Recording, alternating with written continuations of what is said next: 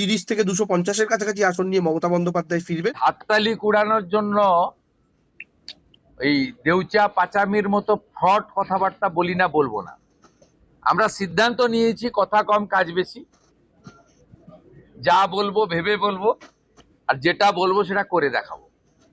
আর last আপনাদের বললাম, আজকে মুখ্যমন্ত্রী এসেছিলেন, 5 জন মন্ত্রী এসেছিলেন, চিফ সেক্রেটারি ডিজিপি এসেছিলেন। রাস্তা বন্ধ হয়েছে? এর আগে সরকারের এই ধরনের প্রশাসনিক সভায় 2 থেকে 4 কোটি টাকা খরচ হতো।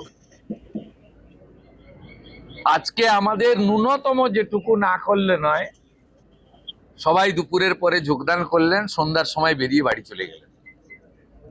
আমরা প্রশাসনিক খরচ কমানোর উদ্দেশ্য নিয়েই অপ্রয়োজনীয়, বিগত দিনের সরকারের সময়